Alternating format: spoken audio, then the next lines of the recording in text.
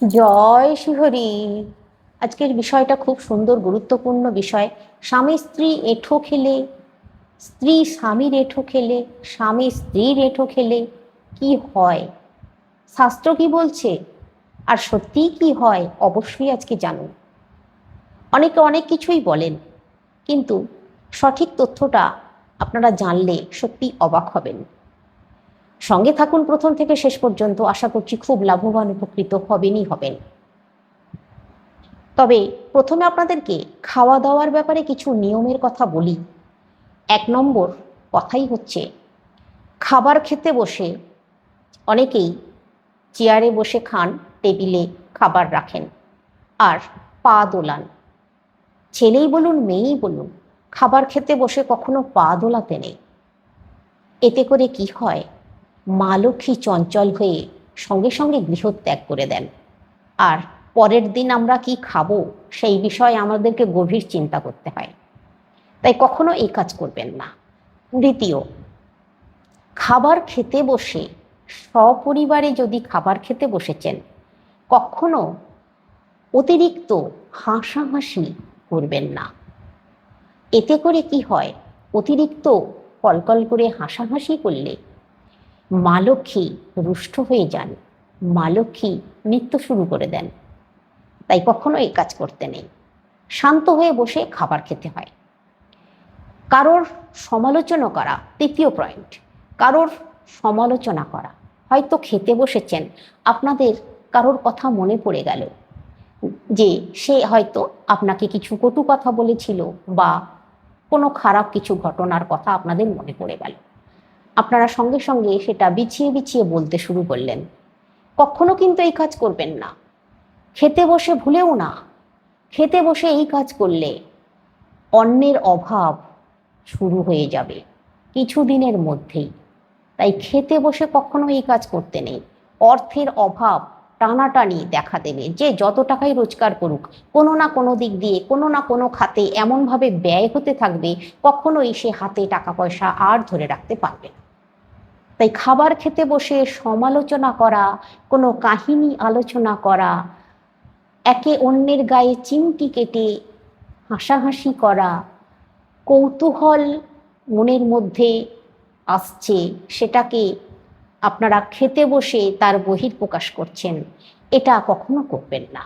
খাবার খাচ্ছেন, শুধু মা লক্ষ্মীকে স্মরণ করুন আর খাবারটা তৃপ্তি করে খান। খুব আনন্দ উপভোগ করতে করতে খান, যেন মনে মনে হয় আপনি যেটা খাচ্ছেন সেটাই অমৃতের স্বাদ পাচ্ছেন। এমনটা যদি মনে করতে পারেন, আমি 100 কেন 1000% দিয়ে বলছি যে যে অবস্থায় আছে সেই অবস্থাতেই খুব শান্তিতে থাকবে, এবং যে যা কাজ করছে প্রতিটা কাজে খুব উন্নতি করতে পারবে।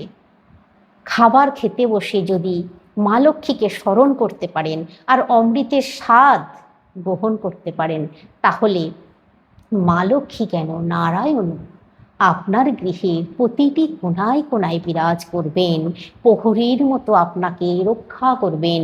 মা লক্ষ্মী আপনাকে ধরা দেবেন। খাবার খেতে বসে, এবার চতুর্থ পয়েন্ট, খাবার খেতে বসে কখনোই খাবারের থালায় আঁকিবুকি কাটতে নেই। খাওয়া হয়ে গেছে, অনেক সময় দেখা যায় বড়রাও কিন্তু এটা করে, শুধু বাচ্চারা করে তা কিন্তু নয়। বড়রাও কি করে, খেতে বসে খাবারের মধ্যে খাবারের থালা বাজাতে থাকে, এরকম টুং টুং করে আঁকিবুকি কাটতে থাকে।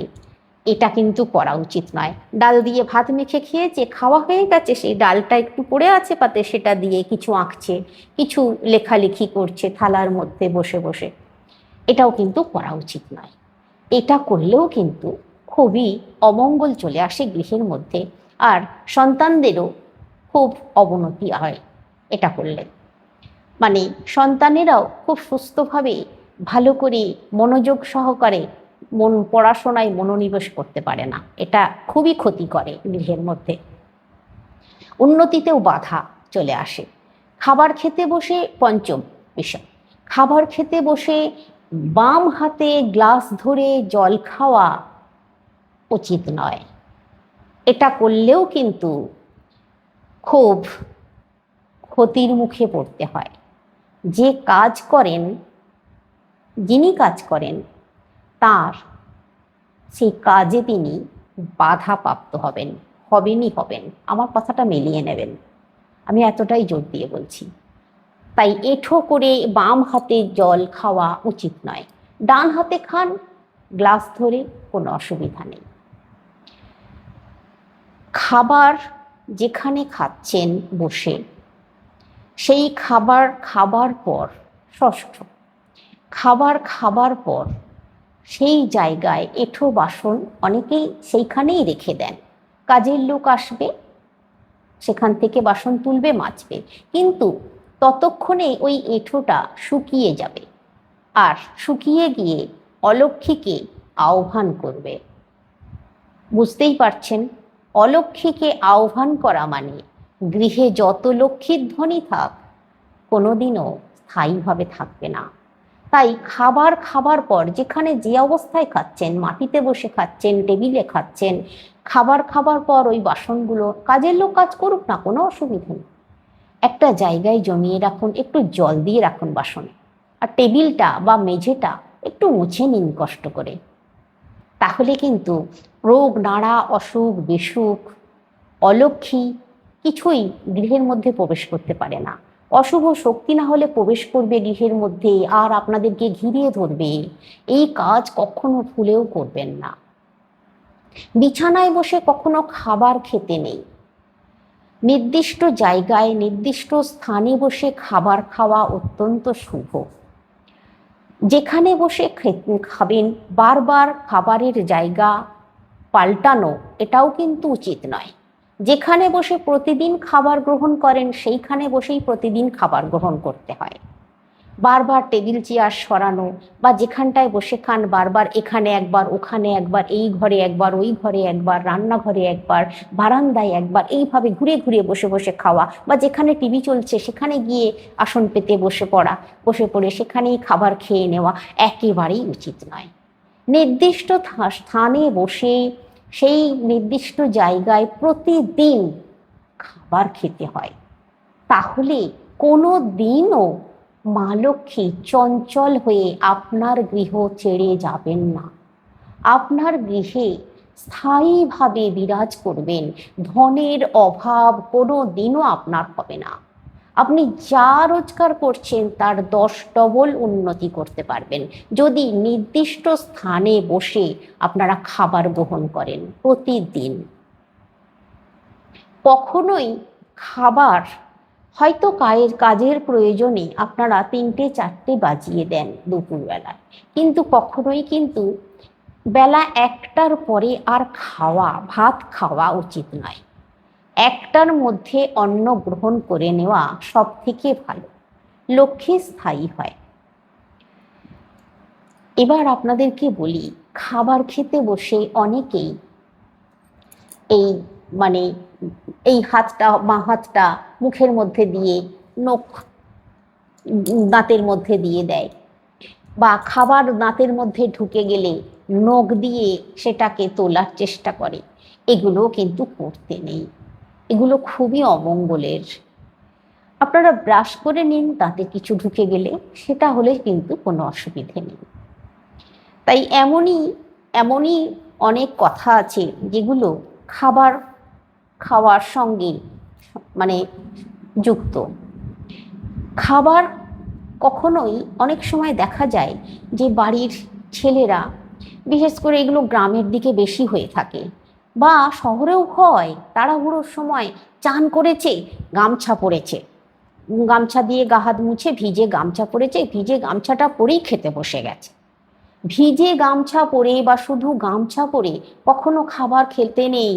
এতে করে মা লক্ষ্মী নারায়ণ এত রেগে যান তার উপরে, তার কোনো কাজেই তিনি সন্তুষ্ট হন না। তিনি যে কাজটা করবেন সেই কাজেই বাধা দিয়ে দেবেন তাকে, দেখবেন আগিয়ে যেতে পারবেন। হয়তো অফিস যাবেন, তাড়াহুড়ো করছেন, ব্যবসায় যাবেন, তাড়াহুড়ো করছেন, স্নান সেরেছেন, অমনি গামছাটা পরেই খেতে বসে গেছেন। এটা কখনো করতে নেই। সব সময় গায়ে একটা গেঞ্জি দিয়ে বা একটা হালকা পাতলা জামা পরে, ভালো করে গায়ে কিছু দিয়ে বা কোমরে কিছু শুকনো বস্ত্র পরে খাবার খেতে হয়। না হলে কিন্তু সত্যিই বলছি, বিশ্বাস করুন, এতে এইগুলো না মানলে খুব অমঙ্গলের মুখে পড়তে হয়, আর কোনো দিনও সংসারে সুখ শান্তি আসে না। ভীষণভাবে আমাদেরকে প্রতি পদে পদে বাধাপ্রাপ্ত হতে হয়। তাই এগুলোকে মেনে চলুন। খাবার খেতে বসার আগে অবশ্যই ভালো করে জামা কাপড় পরে মাথার চুল আঁচড়িয়ে সুস্থভাবে খাবার খেতে হয়। খেতে বসেই অমনি সঙ্গে সঙ্গে গ্রাস মুখের মধ্যে তুলতে নেই। প্রথমে ভাত একটু মাথায় কপালে ঠেকিয়ে তারপর মুখে তুলতে হয়। অনেকেই আছেন এত তাড়াহুড়ো করে গ্রাস তোলেন মুখের মধ্যে, সেটা এত দৃষ্টিকটু লাগে যে যেটা মানে খুবই নিজেদেরই দৃষ্টিকটু লাগছে। তাহলে মা লক্ষ্মী কতটা অসন্তুষ্ট হচ্ছেন আপনার গৃহের, ভাবুন একবার। তাই ধীরে ধীরে একটু খাবার গ্রাস মুখে তোলার চেষ্টা করুন। যা যতটুকু খাবেন ধীরে ধীরে মুখে গ্রাস তুলে খাওয়ার চেষ্টা করুন, দেখবেন শরীর মন সব ভালো থাকবে। তারপর এই খেতে বসে সবসময় এই মানে খাবার একসঙ্গে সমস্ত কিছু তালগোল পাকিয়ে মাখিয়ে নিয়ে অনেকে খায়, আবার বাচ্চাদেরকেও সমস্ত জিনিস একসঙ্গে মাখিয়ে নিয়ে খাওয়ায় তার মায়েরা। এটা কখনো করতে নেই, ছোট থেকেই এগুলো কিন্তু শেখাতে হয়। প্রথম ভাতটা কোনো ভাজা বা কোনো তেতো জাতীয় জিনিস দিয়ে মেখে খেতে হয়, পরপর যেগুলো খাবার পরপর সেগুলো খেতে হয়।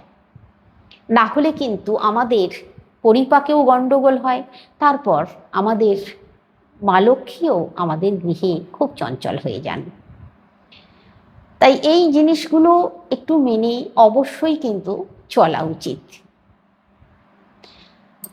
খাবার এঁঠো যখন খাবেন, আপনারা ভাত খাবেন, মুড়ি খাবেন, প্রসাদ জাতীয় কোনো জিনিস, ঠাকুরের নৈবেদ্যের প্রসাদ জিনিস, সেই খাবারের সঙ্গে এঁঠো খাবারের সঙ্গে ঠেকিয়ে খাবেন না। প্রসাদটা প্রসাদের মতো করে আলাদাভাবে খেয়ে নিন, একটু জল খেয়ে নিন, মুখ ধুয়ে তারপর সঙ্গী মানে কোনো আমিষ জাতীয় জিনিস বা ভাত এগুলো খাবেন। প্রসাদের সঙ্গে কখনোই কিন্তু খাবার খাবেন না, এতেও কিন্তু খুব অমঙ্গল আসে, কখনোই শান্তি পাওয়া যায় না। আর দেখুন, আমরা হচ্ছে হিন্দু সনাতন ধর্মীয়, আমাদের শাস্ত্রে এমন বহু কিছু বর্ণনা আছে, সেগুলোর সবটা যদি আমরা নাও মানতে পারি, কিন্তু এই কিছু কিছু জিনিস অবশ্যই মেনে চলা যায়। এবার আপনাদেরকে বলি, স্বামী স্ত্রী এঁঠো খেলে কি হয়? সত্যি কথা বলছি, কিচ্ছু হয় না। স্বামী যদি স্ত্রীর এঁঠো খায় কিছু হয় না, কিন্তু কিছু বিষয় সেগুলো আমাদের মেনে চলতে হয়। প্রতিটা মানুষই কেউ কারোর এঁঠো এঁঠো খাচ্ছে মুখে, সেই হাতে খাবার মাখছে, সেই খাবার কাউকে খাওয়ানো বা একটা পাতে দুজনে বসে খাবার মাখাচ্ছে, সেও খাচ্ছে ও খাচ্ছে, এটা কেউ কারোর সঙ্গেই কিন্তু করা উচিত নয়। শুধু স্বামী স্ত্রী কেন, স্বামী স্ত্রী অনেক সময় আমি দেখেছি একটা পাতেই একটা থালাতেই দুজনে মেখে খাবার খেতে শুরু করে দিল, তারপর যে যার কাজে চলে যাচ্ছে। একটা থালা পড়বে, একটা গ্লাস পড়বে, কিন্তু এটা করা একেবারেই উচিত নয়। এই যে এঁঠো খাওয়া খাই করলে, তারপর বিশেষ কটা জিনিসের কথা আপনাদেরকে বলে দিই, সেই জিনিসগুলো তো ভুলেও কোনো দিনও এঁঠো খাবেন না কেউ কারোর। স্ত্রী ও স্বামীকে দেবেন না, স্বামী ও স্ত্রীকে দেবেন না। কোন খাবার? দুধ, দই, তেতো জল, দুধ, দই, তেতো জাতীয় জিনিস, জল, এমনকি শাস্ত্রে বলা আছে চাটনিও খাওয়া উচিত নয়। এই 5টি জিনিস কেউ কাউকে এঁঠো হাতে এঁঠো খাবার দেওয়া উচিত নয়। আরও একটা জিনিস আছে যেটা হচ্ছে ঘি, আরও একটা জিনিস আছে যেটা হচ্ছে নুন। নুন, ঘি, দুধ, দই, এই জিনিসগুলো তেতো জাতীয় জিনিস, জল, এই যে জিনিসগুলোর কথা বলছি, এগুলো ভুলেও কোনো দিনও স্ত্রীর এঁঠো স্বামীকে দেবেন না, স্বামীর এঁঠো স্ত্রী খাবেন না, বা বাড়ির গৃহের যে কেউ, যে কোনো সদস্য, আত্মীয় স্বজন, নিজের পরিবারের লোকজন, কেউ কাউকে দেবেন না, কেউ কারোর এঁঠো খাবেন না। এতে করে কি হবে বলি, তাহলে শুনুন মন দিয়ে। যে খাবে তার আয়ু কমে যাবে, যার এঁঠো খাবে তার আয়ু বেড়ে যাবে। তাই বলছি, এই খাবারগুলো এঁঠো খেলে আপনি যতদিনও বা বাঁচতেন, আপনার আয়ু এত সীমিত হয়ে যাবে, রোগ ভোগ, এত যন্ত্রণা সহ্য করতে হবে যেটা আপনি আগে কখনো ভাবেননি। তাই এই জিনিসগুলো ভুলেও কখনো এঁঠো খাবেন না, কেউ কারোর এঁঠো খাবেন না। শাস্ত্রে কিন্তু এমনটাই বলা আছে। কখনো এই যে জিনিসগুলোর কথা বললাম এগুলো খাবেন না, বা আপনি এঁঠো হাতে কোনো খাবার নিয়ে খাইয়ে দেওয়া কাউকে, সেটাও করা উচিত নয়। তো আপনারা তো জানলেন সব কিছুই। এইভাবে আপনারা এই জিনিসগুলো বিশেষ করে মনে রাখুন। হয়তো ভাত মুড়ি, দেখুন ভাত মুড়ি, তরকারি, ডাল, যে কোনো জিনিসের মধ্যেই তো নুন দেওয়া হয়, নুন খাওয়া হয়, স্বাদের জন্য নুন দেওয়া হয়। আর ওই যে আপনাদেরকে বললাম, নুনও কখনো এঁঠো খেতে নেই, এমনকি কারোর হাতে নুন তুলে দিতে নেই। নুন সবসময় চামচ দিয়ে তুলতে হয়, তুলে পাতে দিতে হয়, হাত দিয়ে নুন তুলে দিতে নেই। বা আপনি হয়তো নুন চাইছেন, আপনার হাতে একটু নুন দিয়ে দিল, সেটাও কিন্তু করতে নেই। হয়তো আপনি পেয়ারা খাবেন বা কিছু খাবেন, একটু নুন দিন তো, আপনার হাতে একটু নুন তুলে আপনার হাতে দিয়ে দিল। যিনি দিচ্ছেন তার আয়ু কমে যাবে, যাবেই যাবে। যিনি নিচ্ছেন তার কিছু হবে না, কিন্তু যিনি দিচ্ছেন তার আয়ু কমবেই, হ্রাস পাবেই। তাহলে বলছি আপনাদেরকে, ওই যে খাবারের মধ্যে নুন থাকে, তাহলে বুঝতে পারছেন নুন তো এঁঠো কখনোই খেতে নেই। তাই কেউ কারোর এঁঠোই কখনোই খেতে নেই। কারোর মাখানো খাবার, কারোর পাতে বসে খাওয়া, এগুলো কখনোই করতে নেই। তাহলে কারণটা আপনাদেরকে ভালোভাবেই আশা করছি বোঝাতে পেরেছি। আজকে আসছি, সকলে সুস্থ থাকুন, ভালো থাকুন। কমেন্টে অবশ্যই কিছু লিখে জানান আপনাদের কেমন লাগছে। অনেক কিছুই তো আপনাদেরকে বললাম, আপনাদের ভালো লাগলো বা খারাপ লাগলো, বা আমি যদি কিছু ভুল বলে থাকি তাহলে অবশ্যই আপনারা আমাকে কমেন্টে জানান। আমি এতটুকু দুঃখ পাবো না, আমার ভালো লাগবে। আজকে আসছি, সকলে সুস্থ থাকুন, ভালো থাকুন। শ্রীহরি শ্রী বিষ্ণু নারায়ণের কৃপায় মা লক্ষ্মী আপনাদেরকে ভরে দিন ধন সম্পদে। আপনারা সুস্থ নিরোগ থাকুন, অনেক অনেক আয়ু আপনাদের বাড়ুক।